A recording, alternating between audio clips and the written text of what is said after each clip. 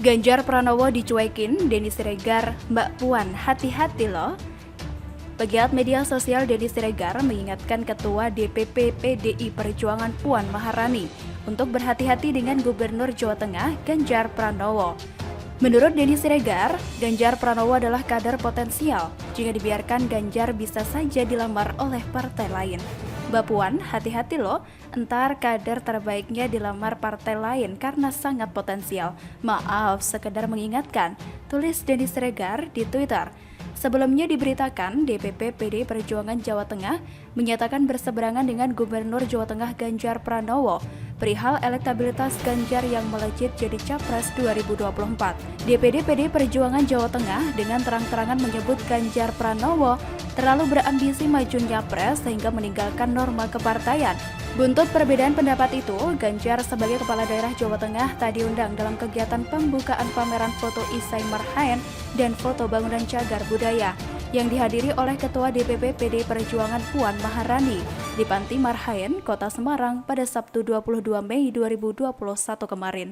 Ketua DPP PDI Perjuangan Bidang Pemenangan Pemilu sekaligus Ketua DPD PDI Perjuangan Jawa Tengah, Bambang Wuryanto mengatakan, semua kepala daerah di Jawa Tengah dari PDI Perjuangan diundang kecuali gubernur. Tidak diundang, Ganjar wis kemajon atau kelewatan, yen kue pintar, ojo kemintar, kata Bambang Wuryanto pada Sabtu 22 Mei 2021. Menurutnya, DPD PDI Perjuangan sebenarnya sudah memberikan sinyal jika sikap Ganjar yang terlalu ambisi dengan jabatan presiden tidak baik. Di satu sisi, belum ada instruksi dari Ketua Umum Megawati Soekarno Putri. Di sisi lain, itu tidak baik bagi keharmonisan partai yang wajib tegak lurus pada perintah Ketua Umum. Hal ini ditengarai dengan tingginya intensitas Ganjar di media sosial dan media. Bahkan, Ganjar sampai rela menjadi host di YouTube-nya. Padahal hal serupa tak dilakukan oleh kader PDI Perjuangan lain yang juga berpotensi untuk nyapres. Menurutnya, kader PDI Perjuangan lain itu bukannya tak bisa melakukan hal yang sama, namun tak berani karena belum mendapatkan perintah dari Ketua Umum. Wis tak kodesi, kok soyom belandang, yo tak rodo atos, saya dibully di medsos, ya bully saja, saya tidak perlu jaga image saya, katanya. Pria yang akrab disapa dengan Bambang Pacul ini sekali lagi mengingatkan jika elektabilitas saat ini belum bisa dijadikan patokan dalam pertempuran Pilpres yang sesungguhnya. Elektabilitas saat ini hanya terdongkrak dari pemberitaan dan medsos. Hal itu mudah dikalahkan dalam pertarungan secara real. Hal ini ia sampaikan bukan sebagai teguran bagi Ganjar yang juga kader PDI Perjuangan.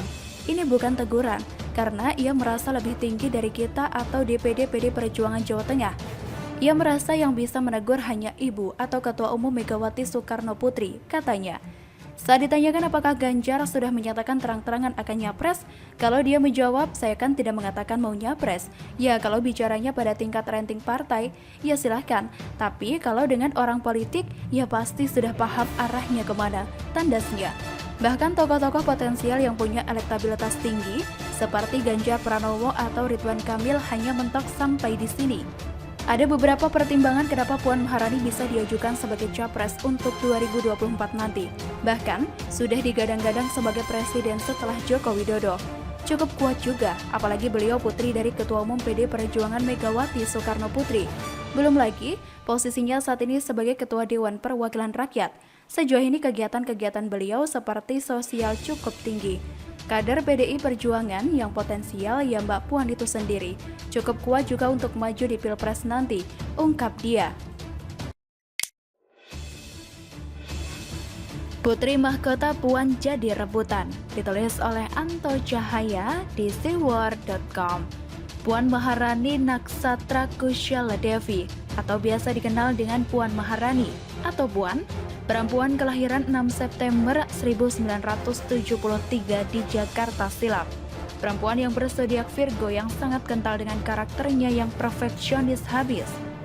Jadi tidak heran jika yang bersangkutan sangat sukses apabila dijadikan komandan tempur di tubuh PDIP. Dijamin para petugas partai tak bisa bebas santai. Prestasi gemilang Puan Maharani sudah dibuktikan saat pemilu 2014 dan 2019 lalu. Puan Maharani yang merupakan cucu dari sang proklamator Bung Karno atau Soekarno Presiden RI pertama, dan putri kandung dari Megawati Soekarno Putri, sang Ketua Umum PDIP dan juga mantan Presiden kelima Indonesia. Kiranya siapa yang tidak mengenalnya? Sebagian besar masyarakat kiranya sudah mengenal sosoknya.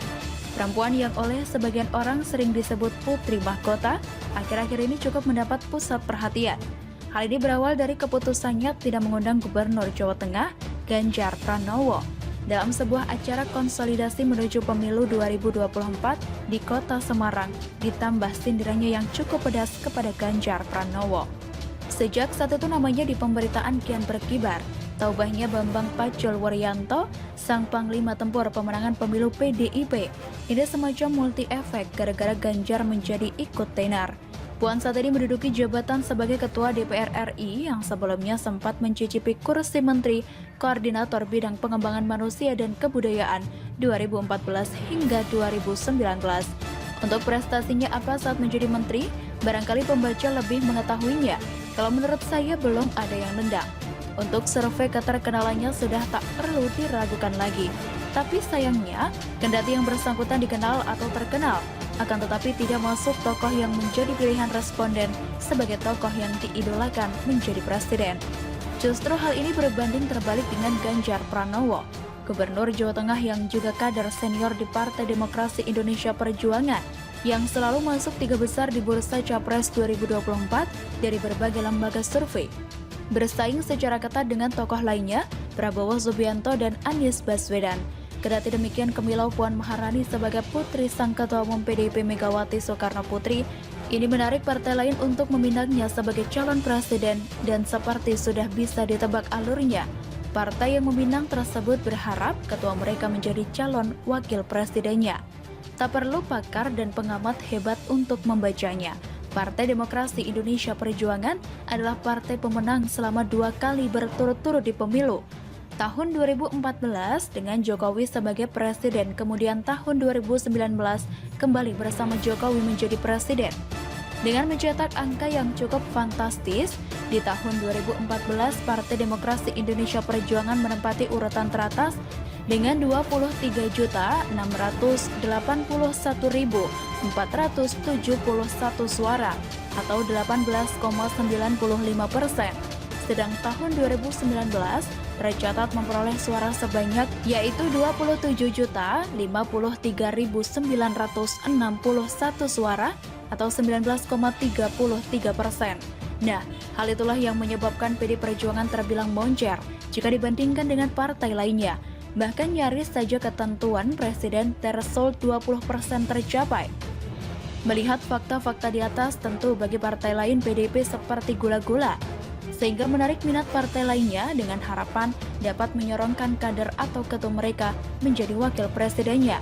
Melihat hasil PDIP di tahun 2014 dan juga 2019, kita seperti sedang menyaksikan era Partai Demokrat di tahun 2004 dan juga 2009 yang sempat merajai pemilu.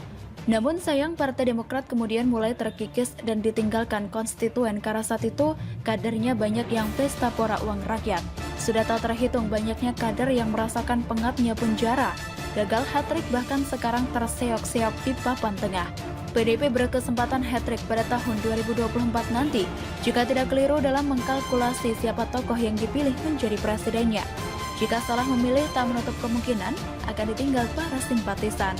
Berkaca pada keterpilihan Jokowi sebagai presiden mendongkrak persentase PDIP. Nah, kembali ke Puan Maharani. Tokoh ini justru bagus masuk bursa Capres bukan Capres. Hal ini dapat dilihat dari hasil lembaga survei Republika pada bulan Mei 2021. Berdasarkan elektabilitas calon wakil presiden 2024, nama elit PDIP tersebut paling tinggi, yakni mencapai 16,2%. Masih ada survei tersebut, nama Sandiaga Uno membuntuti Puan dengan elektabilitas sebesar 15,6%.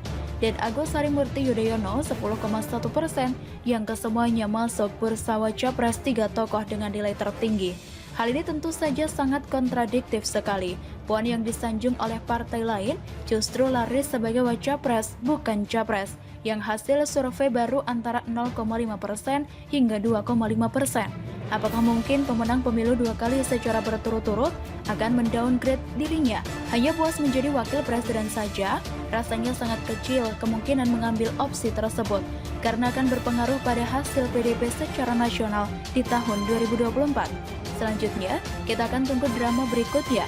Pilpres 2024 terbilang masih cukup jauh, dan masih banyak kesempatan buat partai politik dan juga para tokoh menjajakan dirinya di etalase-etalase perpolitikan di tanah air kita tercinta, Republik Indonesia. Demikian, salam